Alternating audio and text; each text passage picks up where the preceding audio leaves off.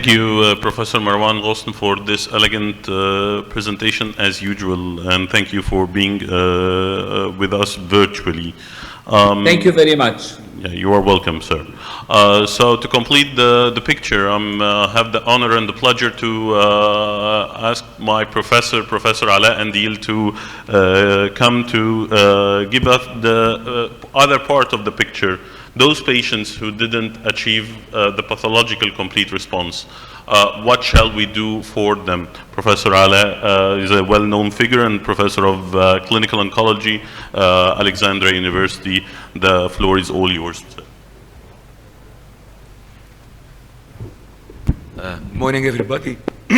First, I'd like to thank the organizers for giving me the opportunity, and I'd like to welcome everybody. Marwan, kifak, inshallah daiman bikhair. So I might be repeating some of what Dr. Marwan mentioned in his excellent lecture, because we're more or less covering the same area. So we're talking about a disease constitutes about 15% of the overall population of breast cancer, where chemotherapy is the main line of treatment, and degrees of heterogeneity is quite high with this subtype. The main line of treatment as of now is systemic chemotherapy. We're looking forward to have more targeted agents, and there are certain chemotherapy response biomarkers like TILs and HRD. This actually reflects the heterogeneity of the disease. As you can see, there are more than one way to classify subtypes of triple negative disease: basal, non-basal, AR positive, and so on. And these are three modes of the classification systems for heterogeneity of triple negative breast cancer. Stage for stage, actually, triple negative breast cancer has a worse or a lower outcome as compared to HER2 positive and ER positive tumors.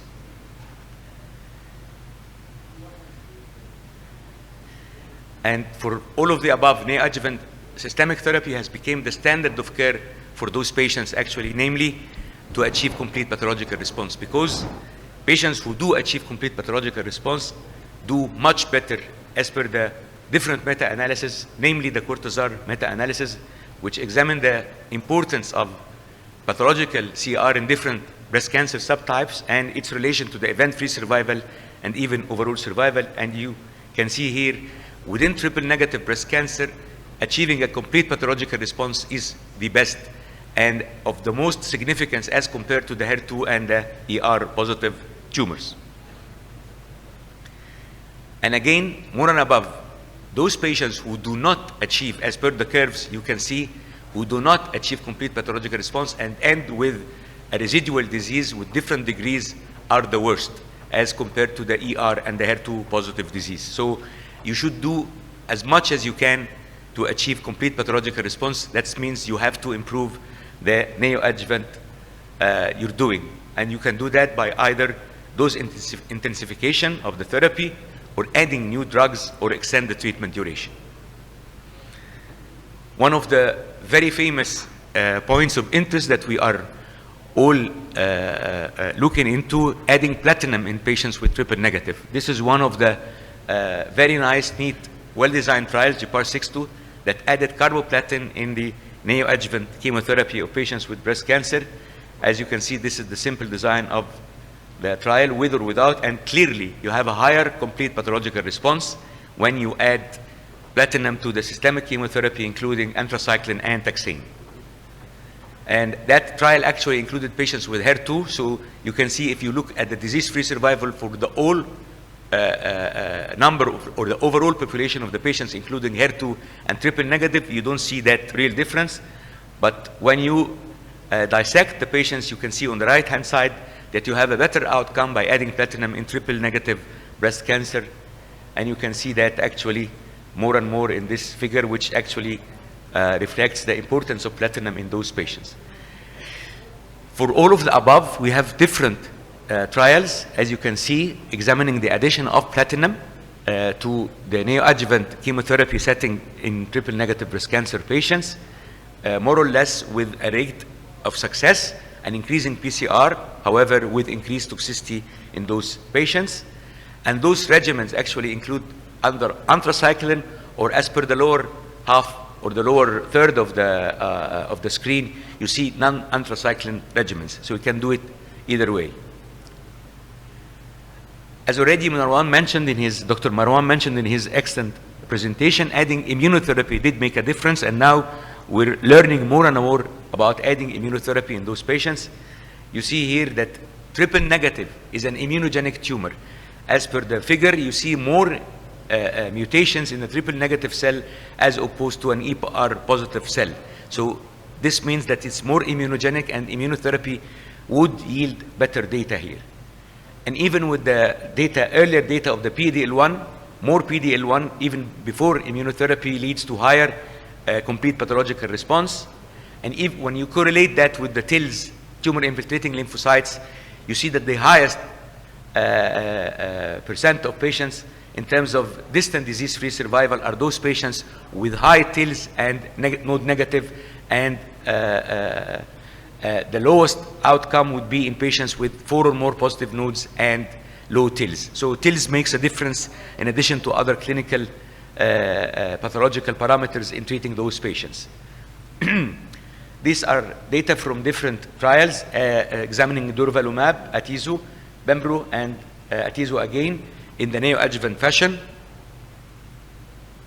We have the pembro that already graduated from the I-SPY 2. You can see the design. Will not go through the details, but adding pembro to regular paclitaxel showed an improvement in the rate of complete pathological response as much as 3 times, 60% versus 20% with the no use of pembro. You see that in numerical figures, 0.6 of PEN2 with the presence of Keytruda versus no Keytruda to the standard chemotherapy. And again, that already being qualified in the I-SPY 2 was tried in the trial of Keynote 522, where pembro was added to the regular chemotherapy, including anthracycline and platinum, in addition to continuation of treatment with pembrolizumab thereafter in the adjuvant fashion post-surgery. And you can see the difference, the delta difference is about 14% in patients with triple negative treated with pembro in terms of pCR rate. And even with PD-L1 or no PD-L1 status, I mean negative versus no positive PD-L1 status, you see the difference as per the right side of the figure.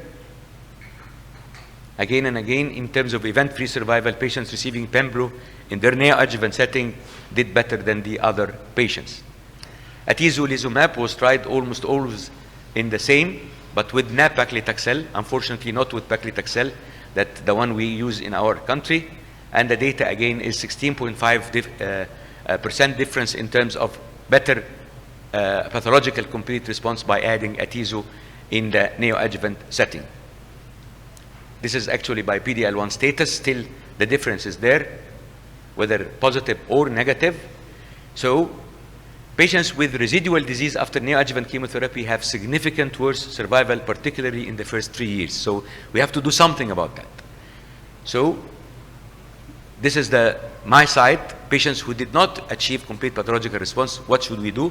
We have the Japanese data, the so-called CREAT-X trial, that randomized patients who did not achieve complete pathological response to either continue on capecitabine versus no capecitabine, and the improvement was there, as you can see in the lower part of the figure. The upper part does not show that much because there was ER positive patients in the population of the patients, so the real benefit was in the triple negative patients, as you can see in terms of disease-free survival and overall survival. Again, this is the subgroup analysis showing patients benefiting from the addition of capecitabine who did not achieve complete pathological response after chemotherapy. And even with a longer follow-up, you see the delta difference in terms of disease-free survival, 14%, and another 8.5% in overall survival, absolute difference in favor of capecitabine. And this is actually the conclusion, adding capecitabine to those patients who did not achieve complete pathological response after neoadjuvant systemic chemotherapy has a benefit in terms of disease-free survival and overall survival. Along the same line already presented by Dr. Marwan, This is another trial examining patients. Those are patients actually either receiving neoadjuvant chemotherapy or adjuvant chemotherapy, and they are being randomized to receive capecitabine versus no capecitabine. And you can see clearly in terms of overall survival for the overall population of triple-negative breast cancer patients, there's no real difference. However, when you dissect the population of the patients, you can see that there is one part, including the phenotype, that made a difference. Patients with non-basal phenotype, as you can see on the right-hand side, had a very good hazard ratio, 0.53, meaning 47% benefit in the non-basal subtype. Again, this enlightens and tells us how important we should identify the molecular subtype within the triple-negative, because it's a very heterogeneous group of tumors. You see that also in disease-free survival and overall survival, and the difference is about 10% at 5-year disease-free and overall survival. This is another metronomic capecitabine maintenance, already described by and mentioned by Dr. Marwan, and shows also 5-year improvement in disease-free survival, about 10%, 83 versus 73%. And collectively speaking, the meta-analysis of 12 trials, including more than 15,000 patients, you have 18% improvement in disease-free survival and 22% improvement in overall survival by adding capecitabine. But is that enough? No, that's not enough, because we still need more for patients with triple-negative harboring disease post-neoadjuvant chemotherapy.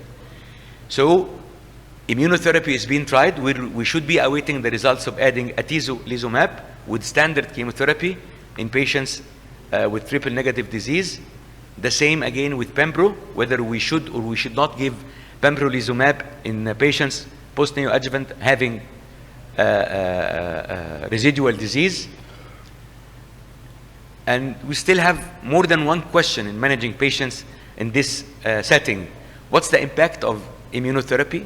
We're looking forward.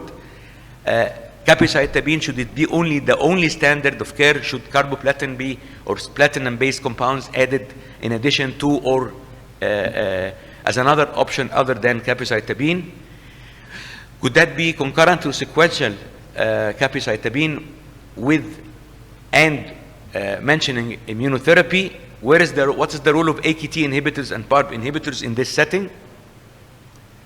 This is a very important trial that we are awaiting results, still in accrual, the Akron Cancer Research Group. Actually, they're looking into platinum versus capecitabine.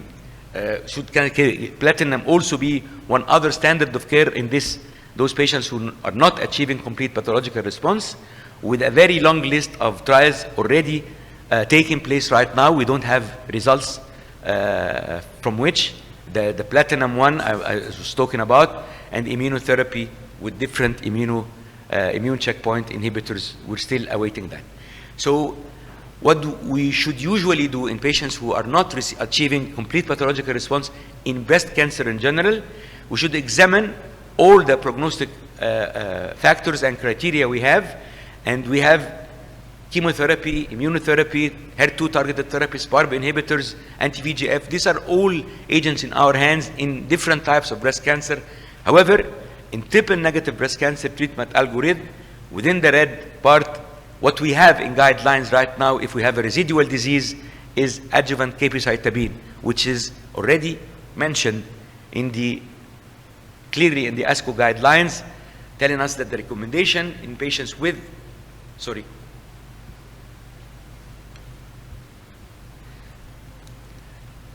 in patients with early stage HER2 negative breast cancer with pathologic invasive residual disease at surgery following standard anthracycline taxane based preoperative therapy may be offered up to 6 to 8 cycles of adjuvant capecitabine.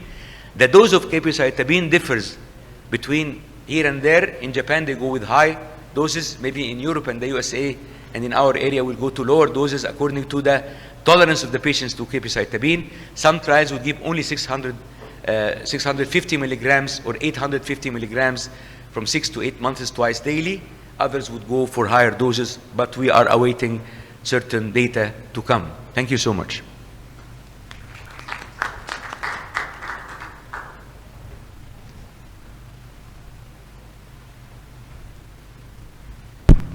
Thank you, Professor Alaa, for the nice and elegant presentation. It's indeed a very complex disease, and I guess that it's a disease of unmet need, and we are continuing to do our research to improve the outcome of our patients.